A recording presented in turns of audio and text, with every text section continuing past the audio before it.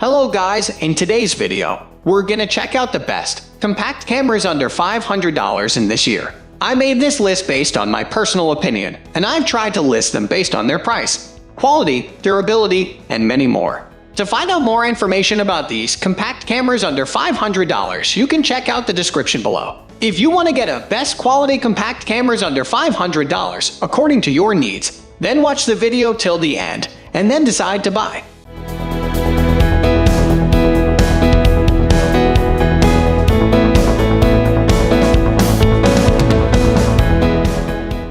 At the first position of our list, we have Canon EOS Rebel 7 DSLR camera. Affordable and easy to use, the Canon EOS Rebel 7/2000D is pretty much the perfect beginner DSLR for those on a budget. Sure, it's a bit long in the tooth as far as features are concerned, lacking touchscreen capabilities and any articulation of the LCD screen. But for those who just want to take better photos, it does a fantastic job. The camera guide and general layout make it a great option for those learning photography, and the 24.1 megapixel APS-C sensor offers more than enough resolution to get you going. In fact, along with the Nikons below and the Fujifilm XT100, it probably has the best image quality going for a camera under $500. It does fall down on the video front, only offering Full HD as opposed to 4K.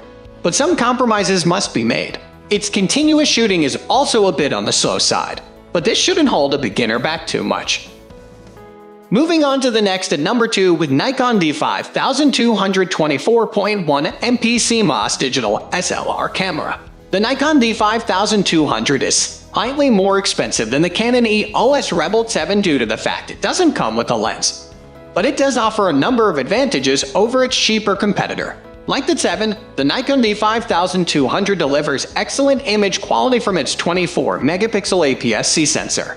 And there's really nothing much to choose between the two as far as outright image quality is concerned. The D5 1200 does offer a vari-angle LCD screen though, and it also boasts a 5x continuous shooting speed compared to the 3x of the Canon Rebel 7, although there's still no 4K video capabilities. The Nikon 5200 is aimed more at the enthusiast than the outright beginner, but it does offer a bit of extra room to grow into. While the Nikon D5 1200 is aimed at an enthusiast level, the D3000 series targets the exact same space as the Canon Rebel 7, as you might expect.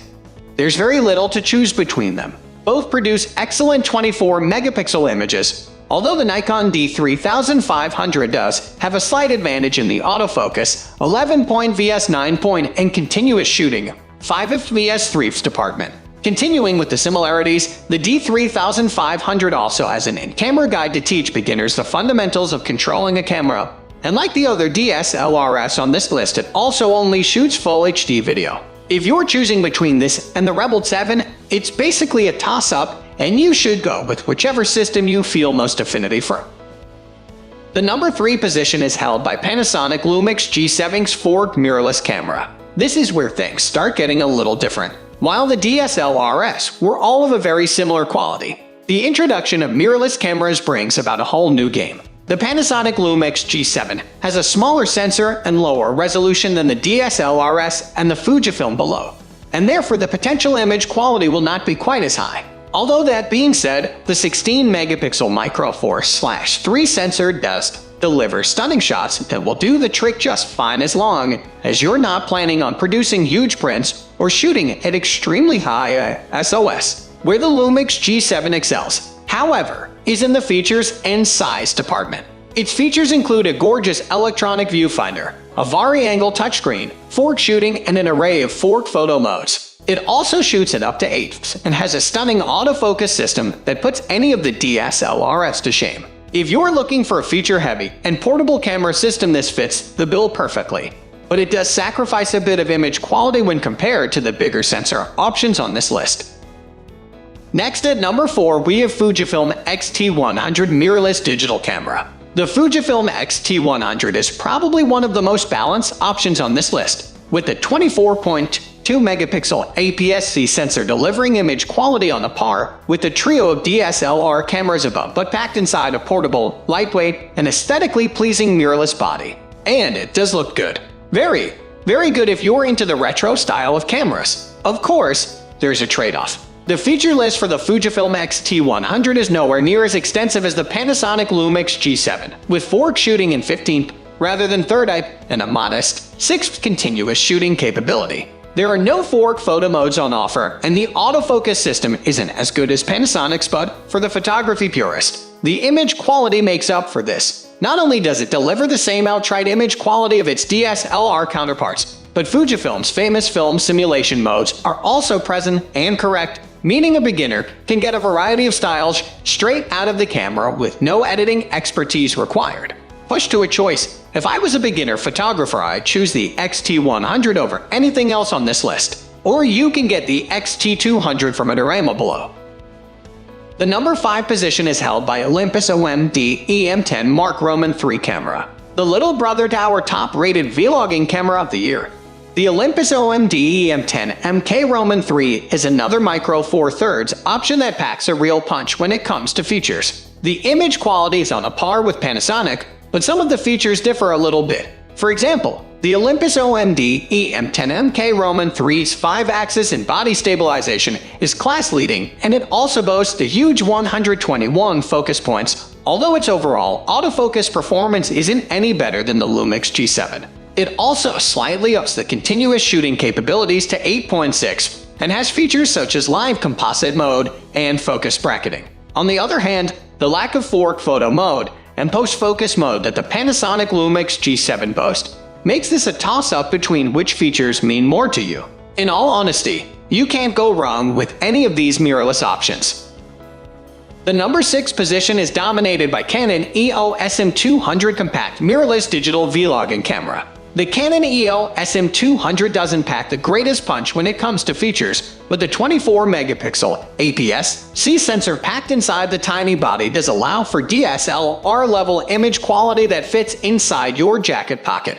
That's not to say it's completely lacking in features. It can shoot fork video, albeit cropped, and has a tilting touchscreen as well as all the connectivity options you could want. The autofocus system is also very good, although admittedly not on the same level as the Panasonic or Olympus options. The same goes for the 6.1 FPS continuous shooting. It also lacks a viewfinder, which is a deal breaker for many photographers. Still, as a second shooter to carry around wherever you go, it's a very solid option. Moving on to the next at number 7 with Panasonic Lumix DC-FC80 digital camera. Compact cameras offer a much broader range of options for under $500 because the category encompasses everything from the cheap and cheerful point-and-shoot cameras. Stay away from these $50 monstrosities, all the way up to the high-end Sony offerings. The higher-end Sony RX cameras are out of the price range, but you can find a wide selection of very good compact cameras for below the $500 price point. Bridge cameras are something of a dying breed right now, but that's by no means saying they aren't worth considering. The Panasonic Lumix FC80 may not offer the image quality of an APS-C sensor or the lightweight portability of one of our mirrorless options, but it makes up for this inconvenience. The fixed 6-6 optical zoom lens covers a huge effective focal range of 20-1200, doing away with the need or capability to carry extra lenses around, and Panasonic have packed some high-end features into this entry-level model too. Post-focus mode is included, as is forked video capabilities and their trio of fork photo modes. It also has a touchscreen LCD, although no vari-angle. Of course, at this price point there are trade-offs. The smaller sensor makes shooting at high ISO unfeasible, and the EVF has low magnification, making it something of a chore to use. The lens, while impressive in its zoom capabilities, doesn't stand up to the best of the Micro Four Thirds, Nikon, Canon, or Fujifilm range. Still, this is cheap, convenient, and has an epic zoom. It's easy to use for beginners and is packed to the brim with features. The number 8 position is held by Panasonic Lumix X104K digital camera, the first true compact camera on this list. And once again, it's Panasonic making waves as they bring high-end features to their tiny Panasonic Lumix X10.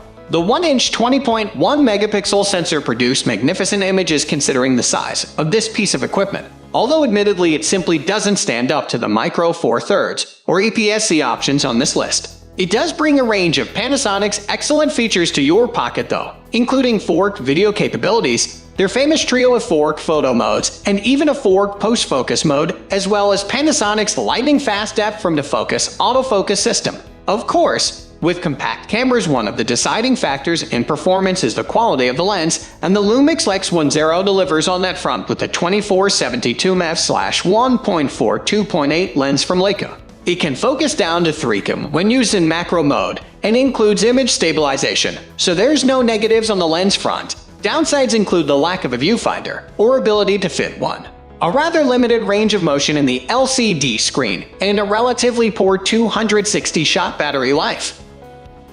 Next at number 9, we have Canon PowerShot G7 X Mark Roman II digital camera. While the Canon G7 XMK Roman II misses the ball somewhat in the video capabilities by only offering 1080p video capture rather than 4K, it does bring a few advantages in other departments when compared to competitors such as the Panasonic Lumix G7. For one, the lens covers an equivalent focal length of 24-100, and the upgraded Digic 7 processor allows 8 burst shooting and generally reacts quickly and smoothly to user input. It performs respectably high ISOs and offers RAW capture. So while it is missing some of Panasonic's more technologically advanced features, it's a very capable compact camera that stands on its own 2 feet when it comes to image quality. Finally, the number 10 position is dominated by Nikon Coolpix A1000 compact digital camera. With the Nikon Coolpix A1000, Nikon tried to bring the feel of serious photography to the compact camera arena with a whole host of dials, but and settings more often found on interchangeable lens cameras. Beneath the hood, they have a fairly average 1/2.3-inch 16-megapixel sensor that delivers decent images without being spectacular. But the highlights come elsewhere, with a huge 35x optical zoom and a built-in electronic viewfinder. It also covers 4K video capture at 30 and Full HD video at 60. Overall, it feels a pleasure to use and the features are very welcome. Although it is worth noting that the image quality isn't outstanding, but instead just adequate. That's all for today. We upload camera and camera accessories review videos every single day. So, don't forget to subscribe and click the bell icon for the upcoming video notification.